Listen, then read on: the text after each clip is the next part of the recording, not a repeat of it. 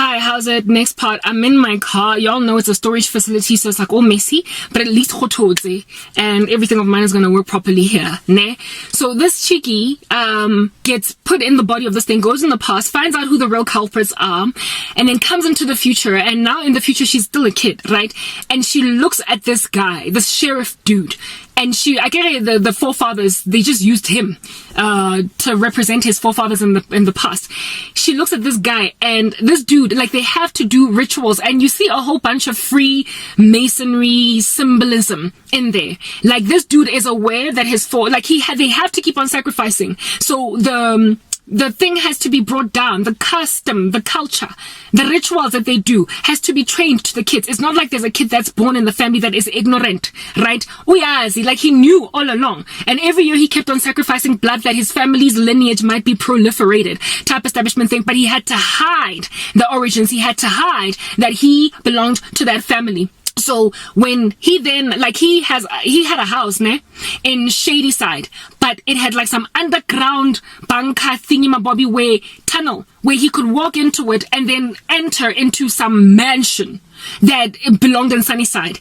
And the mansion is the mansion of the forefathers. Do you understand what I'm saying? It is a mansion of the wealthy Mandela tenement family equivalent. And in this house, guys, the esoteric symbolism, the Illuminati symbolism in there, the Freemason sign, like all these things, like they're what do they call them? Whatever, like their coat of arms and say like all those, yeah.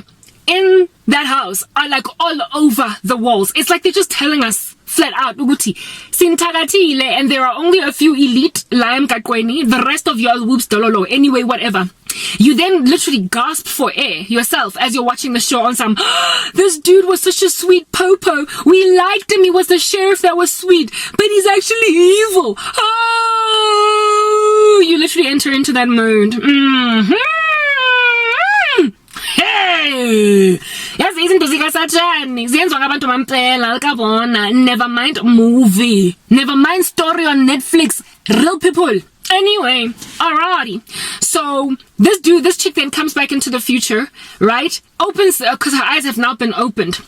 She then understands, Crenshaw, why the lady that was the friend of this dude in like 1947 or whatever, now he's a grown man, he's a popo, but when they were teenagers they were dating, and then he passed a shade and lied about the paranormal activity. She then comes back and is like, I saw in the past why like this sheriff was like literally ignored. What under heaven happened to you in 1947? He ignored it because he belongs to the family that brought all this curse down to us in Shady Side. He ignored it.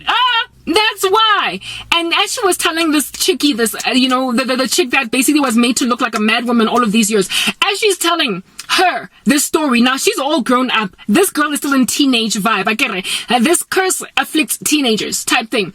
Or kids, like preteens, like little kids, right? Yeah, no, she's now telling the grown version of herself since she was in the body of that witch. Or she wasn't actually a witch, she was wrongfully accused. She's now explaining to her why in 1947, do you understand?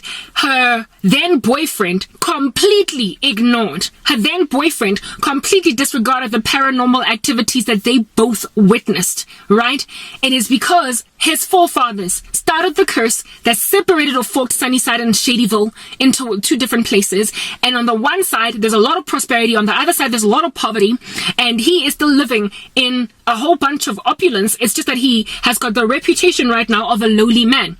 He is walking around right now as a man that just is, a nice little sheriff for the town, and that's it, and that's where it ends. He ignored you, this dude, precisely because of the fact that his family is linked to this. And the only reason you did not die next to your older sister in 1940 whatever was because this dude liked you. He loved you. He had feelings for you. So he didn't kill you. He didn't finish you off. When those zombies were killing you, he stopped them.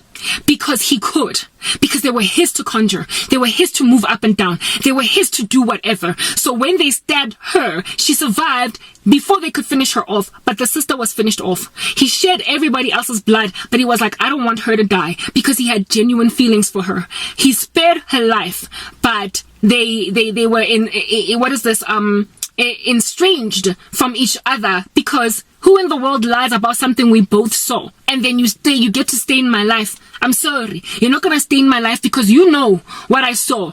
I saw what I saw. You saw what I saw. We saw it together. Why are you lying? Why are you lying? You don't keep a person like that. So they couldn't be together because of the lie. However, he spared her life because he had feelings for her.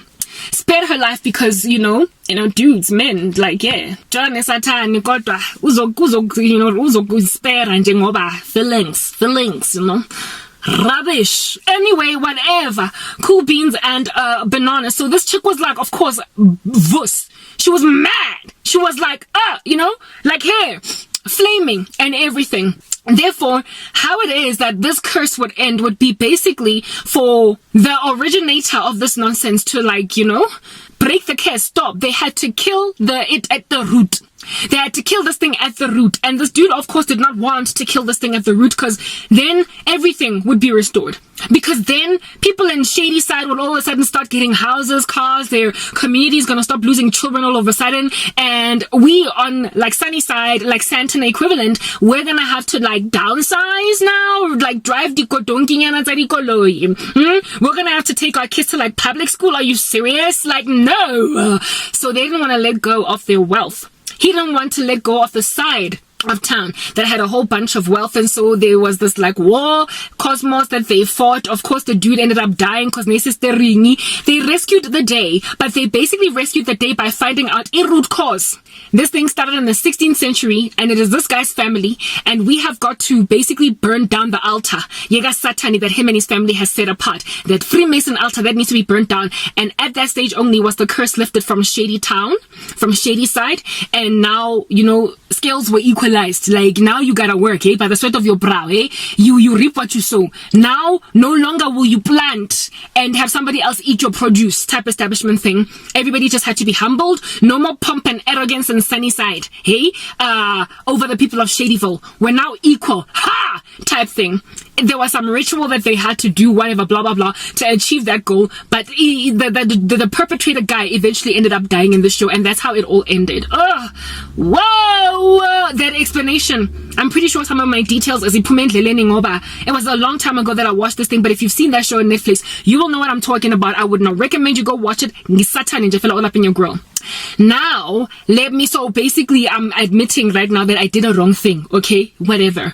Kodwa uSamandla knows how to go ayohlanzwa, wash, atlakole something nje ebodileng and use it for his good and his own purpose. So unginikeze iphupho about what's coming, guys. Hi bana, let's have a jam. So guys, ke feel like we can ka motseba ke hale ka motseba ha se tsebe jeso ke hale ka motseba itse seng jeso guys, tsamaya lo te introduce ko Morana Jess, because if you don't, who to shoot by literally in a second. Let's go to the next part.